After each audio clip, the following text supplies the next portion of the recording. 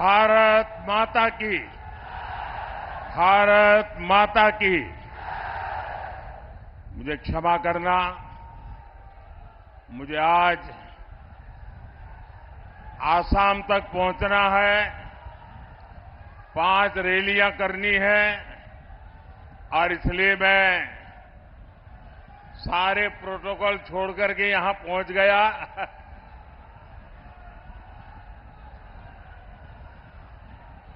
विश्वविख्यात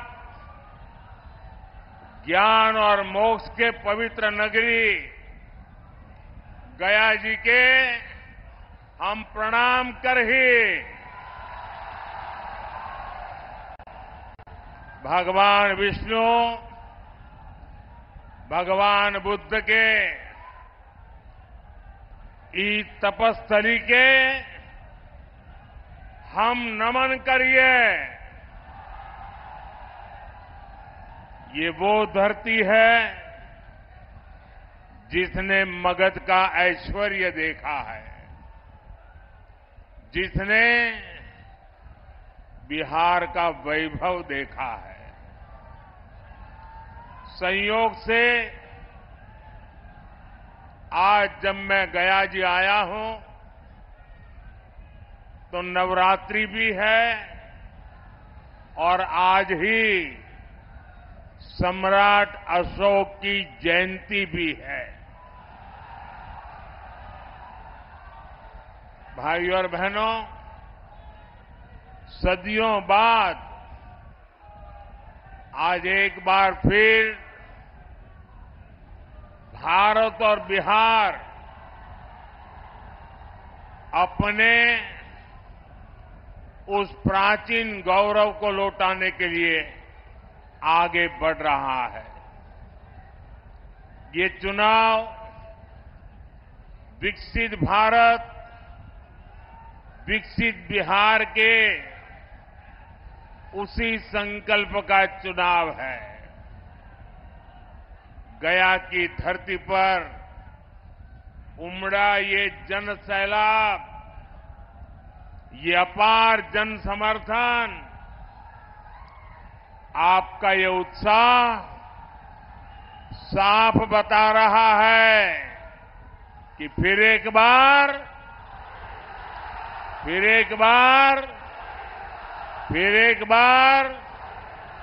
4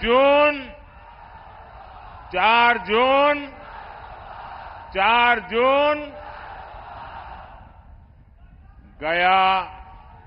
और मैं अभी यहां जब आ रहा था एयरपोर्ट से, लोग पैदल यहां तक पहुंचने के लिए चल रहे हैं। हो सकता है मेरा भाषण पूरा होने तक वो पहुंच पाएंगे कि नहीं। बहुत बड़ी मात्रा में लोग हाथ में झंडे लेकर के चल रहे हैं। ये प्यार, ये आशीर्वाद मैं कभी भी भूल नहीं सकता हूं जी।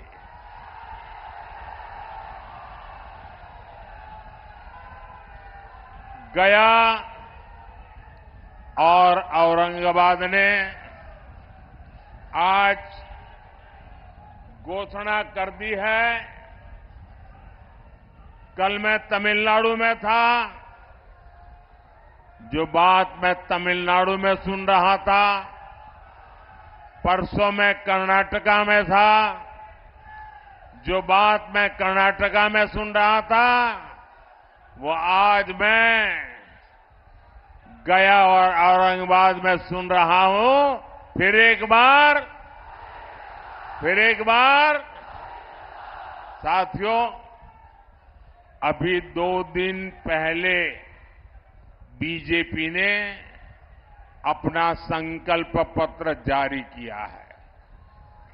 ऐसा पहली बार है जब किसी पार्टी के संकल्प पत्र को गारंटी कार्ड बोला जा रहा है, क्योंकि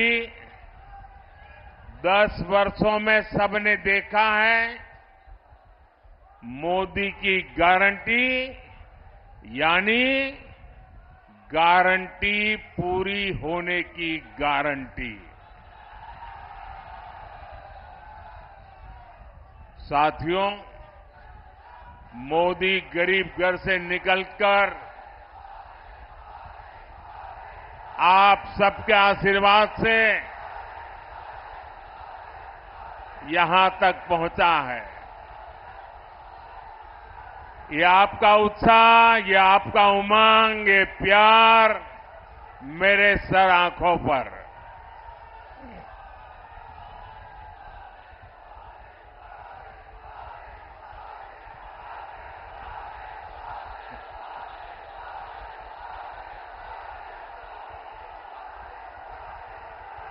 मैं आपका ये प्यार जीवन भर मेरे कानों में गूंजता रहेगा।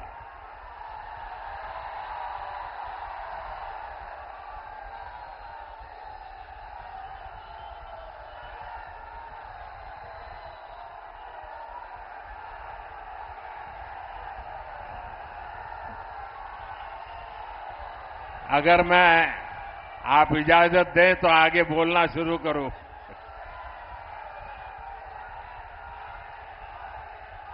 ये ऊर्जा बचाए रखिए, 4 जून को भी जरूरत पड़ेगी।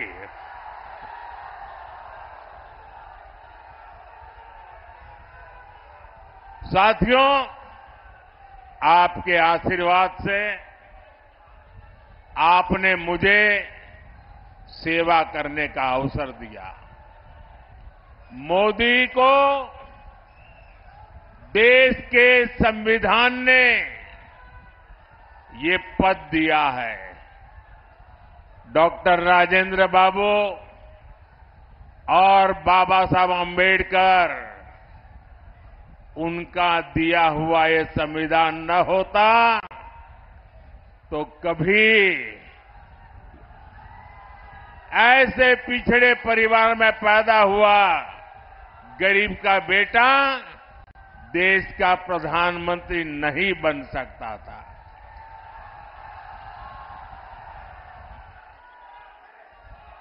भाइयों बहनों,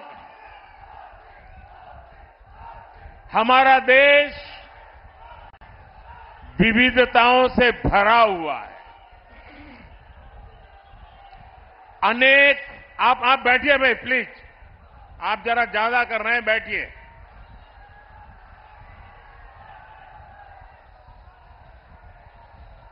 हमारा देश विविधताओं से भरा हुआ देश है। अनेक भाषाएं, अनेक बोलियां, अनेक रीति रिवाज, अनेक परंपराएं, अनेक प्रकार के पहनाव, अनेक प्रकार की जीवन शैलियां, अनेक प्रकार के खान पान, एक प्रकार से हमारा देश विविधताओं से भरा हुआ देश है, वैविध्य से भरा हुआ देश है और हर प्रकार की मत मान्यता वाला देश है, हर प्रकार के पथ संप्रदाय वाला देश है। ऐसे में देश के उज्जवल भविष्य को चलाने के लिए नियमों के अंतर्गत आगे बढ़ाने के लिए हमारे पास एक ही पवित्र व्यवस्था, हमारा संविधान है। हमारा संविधान हम सबके लिए एक पवित्र है। संविधान निर्माताओं का सपना था कि भारत समृद्ध बने, लेकिन दशकों तक देश पर राज करने वाली कांग्रेस ने मौका गंवा दिया, देश का समय गंवा दिया। 25 करोड़ देशवासियों को गरीबी से बाहर निकाला है आपके सेवक ने, मोदी ने। दशकों तक गरीबों को रोटी, मकान के सपने दिखाए कांग्रेस और उसके साथियों ने 4 करोड़ गरीबों को पक्के मकान दिए एनडीए सरकार ने। हमारे साथी जीतन राम मांझी जी भी यहां बैठे हैं। वो साक्षी हैं कि कैसे दलित, वंचित, पिछड़ा के नाम पर कांग्रेस और आरजेडी ने सिर्फ अपना राजनीतिक स्वार्थ साधा।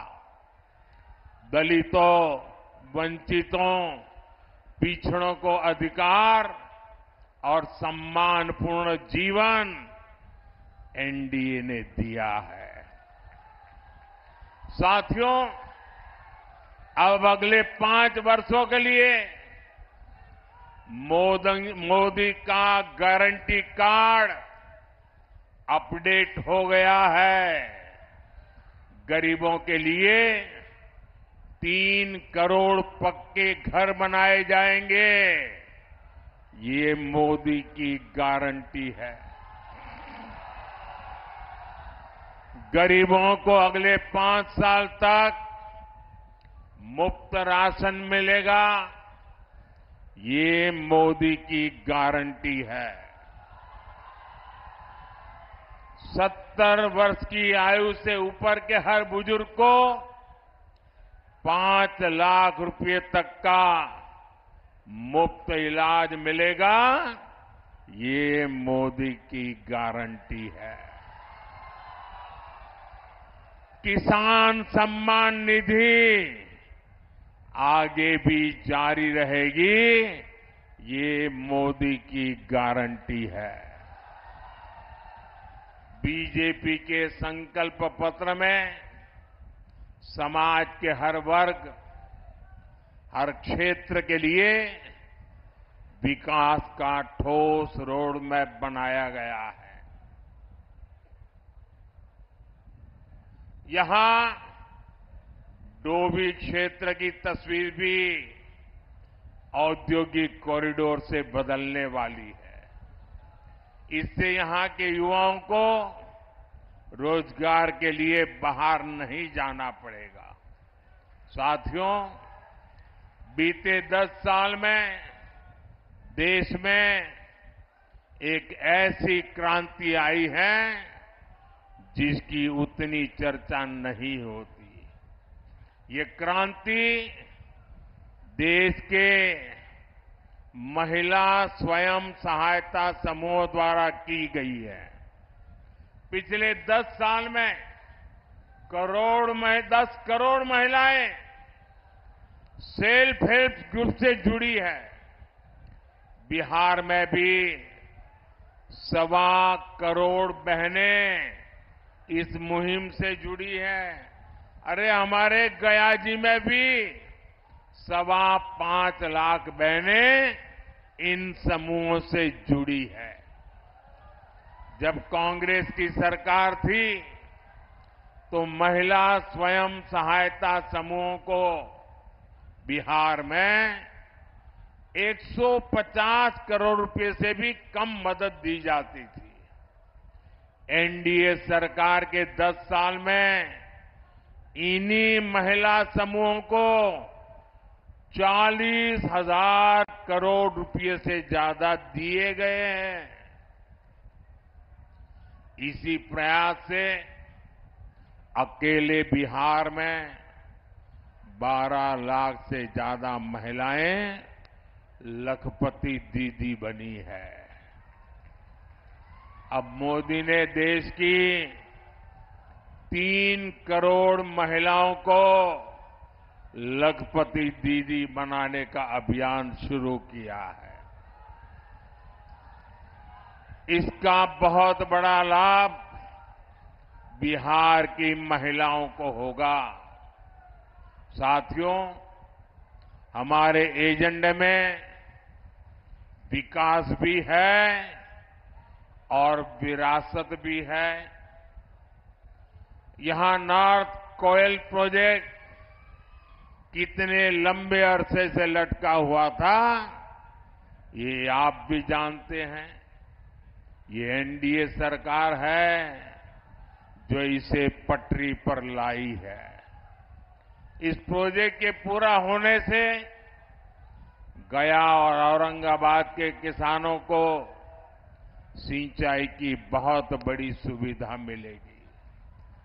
हमारी ही सरकार में प्रसाद योजना के तहत देश के 12 प्राचीन ऐतिहासिक धरोहरों में गया जी को भी शामिल किया गया है।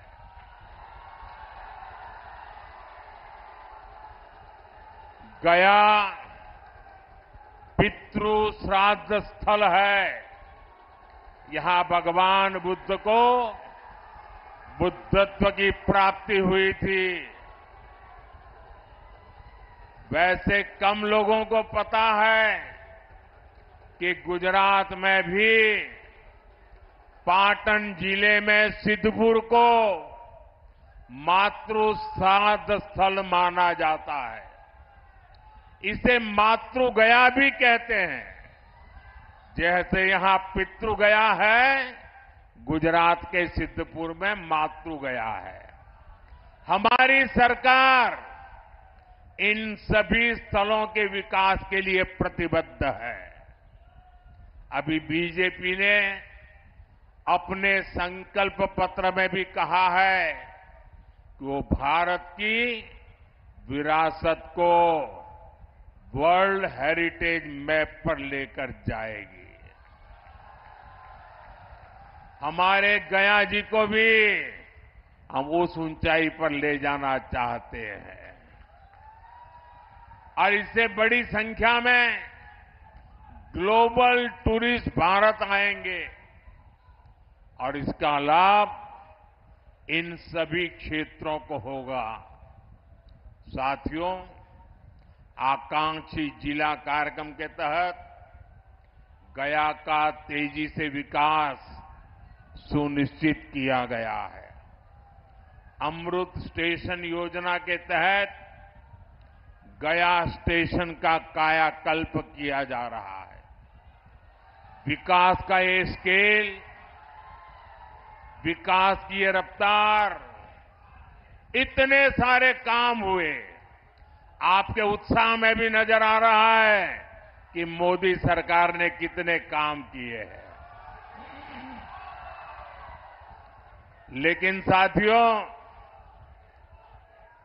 मैं जो संकल्प लेकर के चला हूं, मैं जो सपने देखता हूं और दुनिया में भारत का जो स्थान मेरे मन में है, उस हिसाब से तो इतना सारा करने के बाद भी मैं तो यही कहता हूं, ये तो ट्रेलर है, ट्रेलर।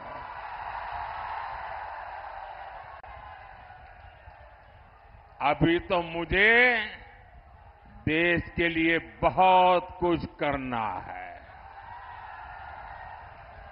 बिहार के लिए बहुत कुछ करना है।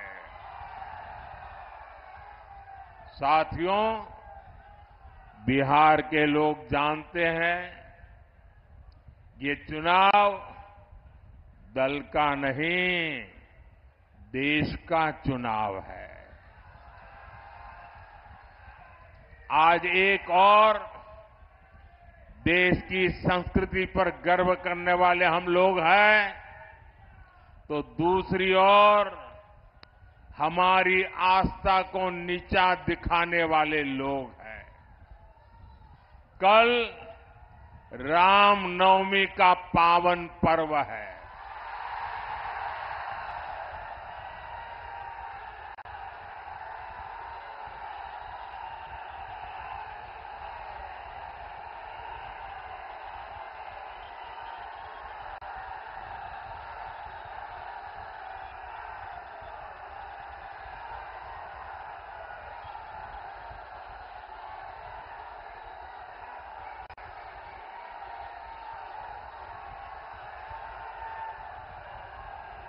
बोलो सियावर रामचंद्र की। साथियों, कल रामनवमी का पावन पर्व है। सूर्य की किरणें कल अयोध्या में रामलला के मस्तक का विशेष अभिषेक करेंगी। लेकिन गठबंधन गठबंधन के लोगों को राम मंदिर से भी परेशानी है। जो लोग कभी भगवान राम के अस्तित्व पर सवाल उठाते थे, वो आज राम मंदिर पर कैसी कैसी भाषा बोल रहे हैं। एक समुदाय के तुष्टीकरण के लिए इन लोगों ने प्राण प्रतिष्ठा कार्यक्रम का निमंत्रण ठुकरा दिया।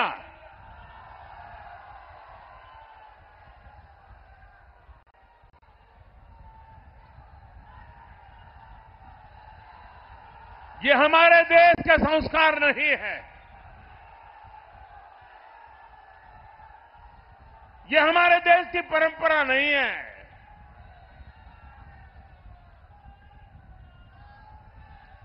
इस गठबंधन गठबंधन के एक नेता कांग्रेस के विरोध तो खुलेआम कहते हैं कि वो हिंदू धर्म की शक्ति का विनाश कर देंगे। आज नवरात्रि का पावन पर्व है। हम शक्ति के उपासक हैं। क्या इस शक्ति का विनाश कोई कर सकता है क्या? ये शक्ति का विनाश कोई कर सकता है क्या? और जो शक्ति का विनाश करने निकले हैं, उनका क्या होगा? उनका क्या होगा? साथियों, ये ऐसा कुनबा भी इकट्ठा हुआ है, भांति भांति के उनके साथी, उनके एक दूसरे साथी वो कहते हैं, ये हमारा जो सनातन है ना, ये सनातन तो वो डेंगू मलेरिया कहते हैं। क्या ये सनातन का अपमान है कि नहीं है? आपको मानना न मानना आपकी मर्जी, आप पर कोई प्रतिबंध नहीं है, लेकिन उसको डेंगू मलेरिया कहना ये सनातन का अपमान है कि नहीं है? हमारे ऋषियों मुनियों का अपमान है कि नहीं है? हमारे पूर्वजों का अपमान है कि नहीं है? आप मुझे बताइए, ये लोग क्या एक भी सीट जीतने के योग्य है क्या? इनको सजा मिलनी चाहिए कि नहीं मिलनी चाहिए? पूरे बिहार में से एक एक को साफ करना चाहिए कि नहीं करना चाहिए? साथियों, गठबंधन अलायंस के पास न कोई विजन है, न कोई विश्वास है। ये लोग जब वोट मांगने जाते हैं तो भी नीतीश जी के कामों पर वोट मांगते हैं।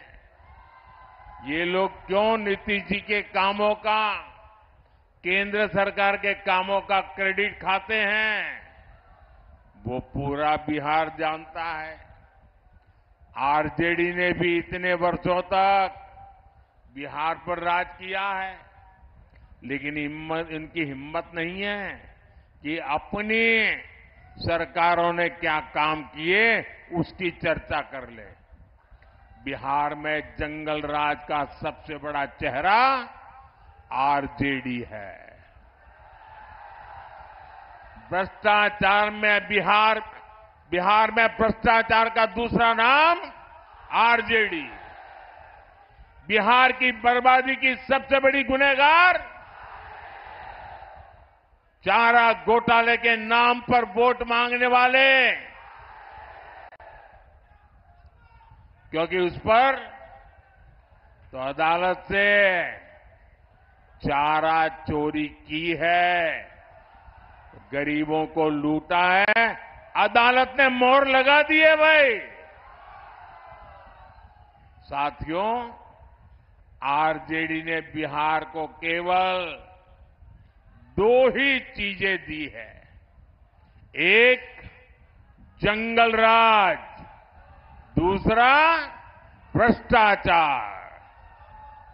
इन्हीं का दौर था जब बिहार में अपहरण और फिरौती एक उद्योग बन गया था। हमारी बहन बेटियां घर से बाहर नहीं निकल पाती थी। हमारे गया जैसे इलाके नक्सली हिंसा की आग में जलते रहते थे। जो जगह भगवान बुद्ध के नाम से जुड़ी हो, वहां नक्सली गोलियां चलती हो, ये हालत करके छोड़ दिया था। आरजेडी ने बिहार के कितने ही परिवारों को बिहार छोड़कर जाने पर मजबूर कर दिया था। साथियों, आज लूट का वही खेल ये लोग देश के साथ खेलना चाहते हैं। ये भ्रष्टाचार पर कार्रवाई करता हूं तो ये लोग मोदी के खिलाफ लामबंदी करते हैं। मैं कहता हूं भ्रष्टाचार हटाओ तो ये कहते हैं भ्रष्टाचारी बचाओ।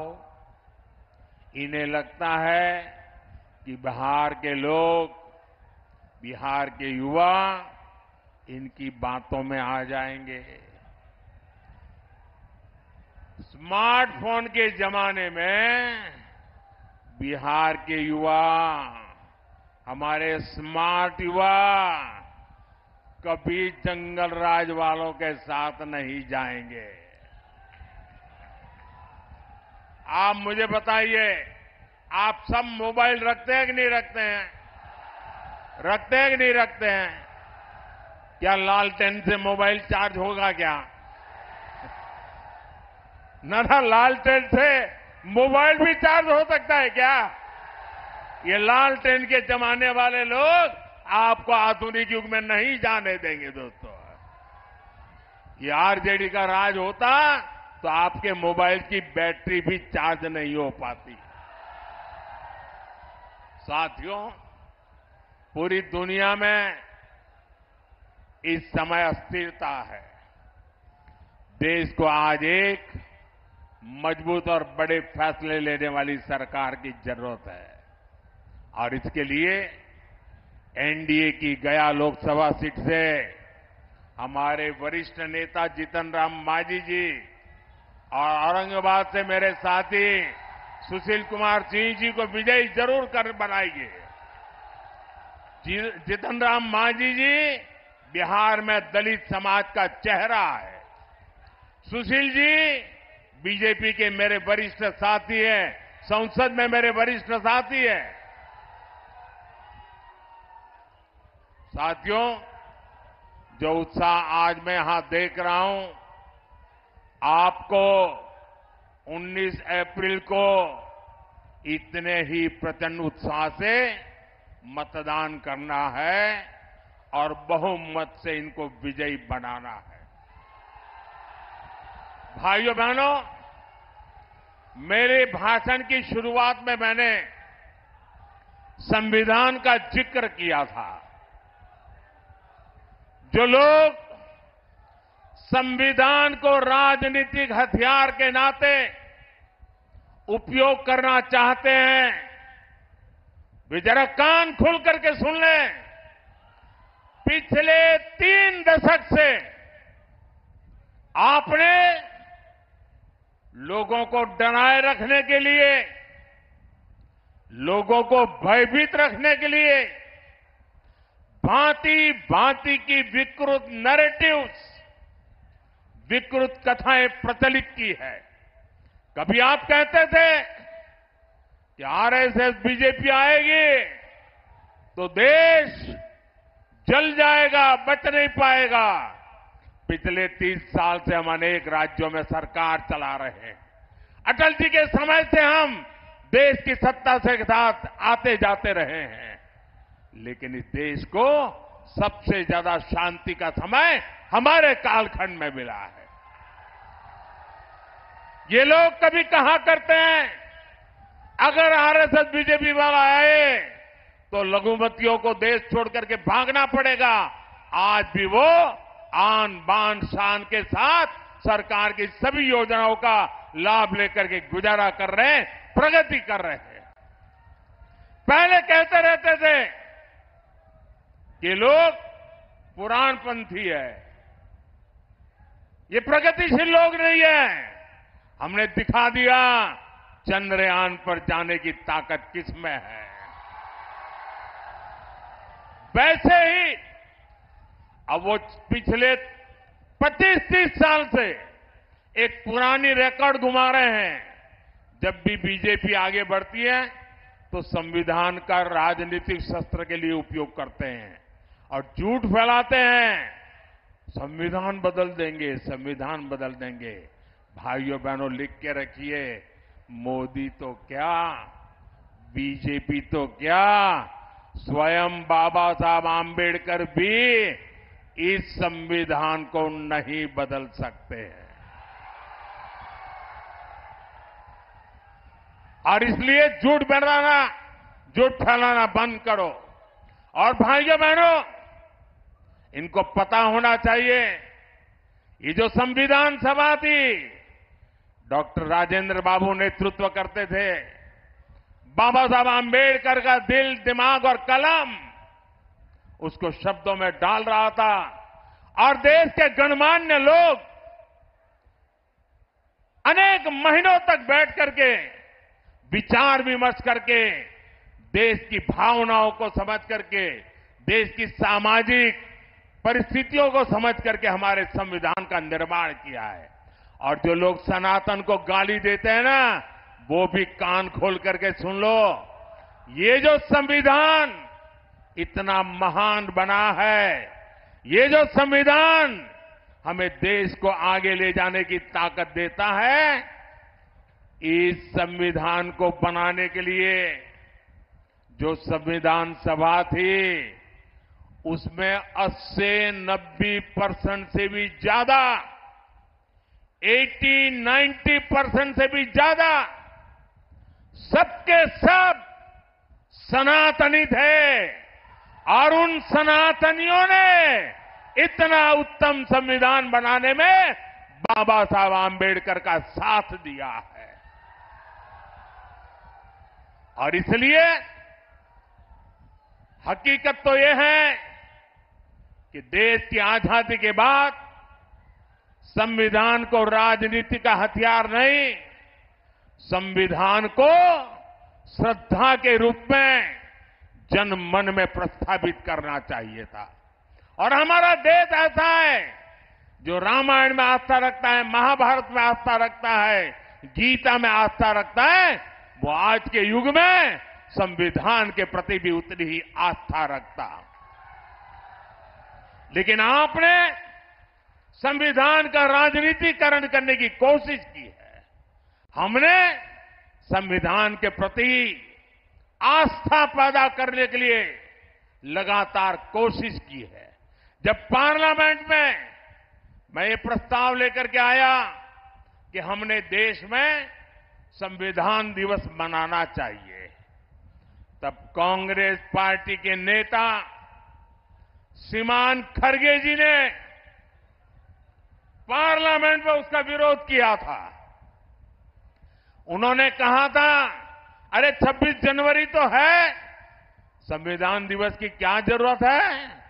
उनको ये समझ नहीं आया कि भारत के संविधान के प्रति निरंतर श्रद्धा पैदा करते रहना चाहिए, संस्कार बनना चाहिए। हमने संविधान दिवस को हर स्कूल में बच्चों के सामने संविधान का पाठ हो, प्रियम्बल का पाठ हो, वचनबद्धता आए, इसके लिए परंपरा प्रारंभ की है। और आज भी संविधान दिवस पर सुप्रीम कोर्ट 2 दिन का सेमिनार करती है, पार्लियामेंट में चर्चा होती है। इतना ही नहीं, संविधान को 75 साल हो रहे हैं। संविधान के 75 साल मनाने का सबसे बड़ा कार्यक्रम हमने प्रारंभ किया है।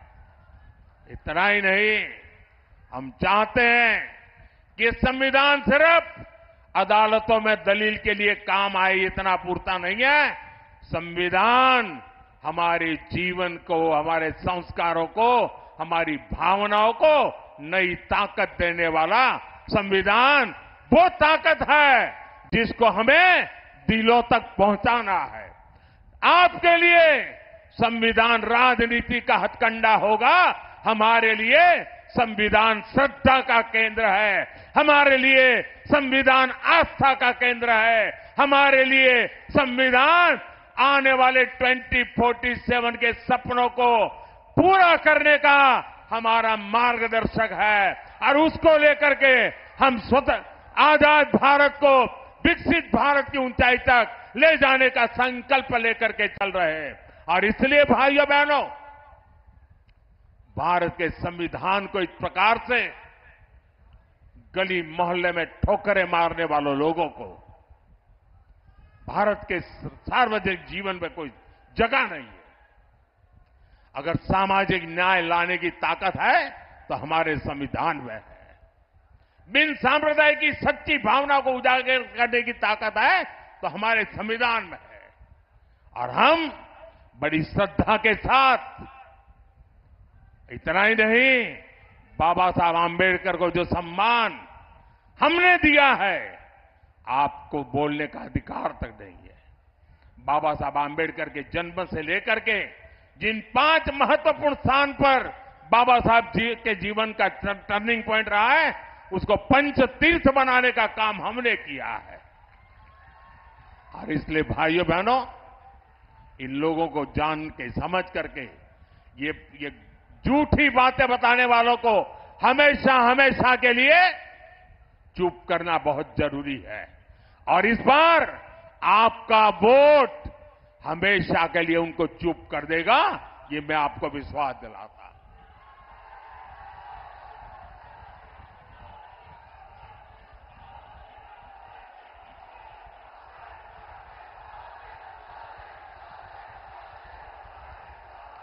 भाइयों बहनों, ये लोग कहते हैं 400 पार क्यों?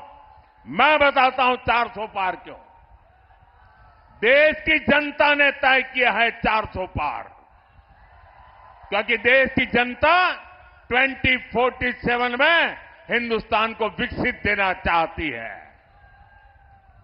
लेकिन साथ साथ एनडीए को 400 पार दे करके देश को लूटने वालों को, भ्रष्टाचारियों को, संविधान के साथ खिलवाड़ करने वालों को सजा देने के लिए भी वो हमें 400 पार देना चाहते हैं। ये चुनाव एनडीए को जिताने का भी है, ये चुनाव देश में तबाही करने की आदत रखने वालों को सजा देने का है। और इसलिए हिसाब 400 के पार जाने वाला है। भाइयों बहनों, 19 अप्रैल को गर्मी कितनी क्यों न हो, हमें सुबह सुबह मतदान करना है, ज्यादा से ज्यादा मतदान करना है। करोगे? हमें हर मतदाता को मिलना है, मिलोगे? हमें हर पोलिंग बूथ जीतना है, जीतोगे? मेरा एक काम करोगे? ये जीतन राम मांझी का काम नहीं है, मेरा है, करोगे? घर घर जाना और लोगों को कहना कि मोदी जी आए थे और मोदी जी ने अपना प्रणाम भेजा है। मेरा प्रणाम पहुंचा दोगे? मेरा प्रणाम पहुंचा दोगे? बहुत बहुत धन्यवाद।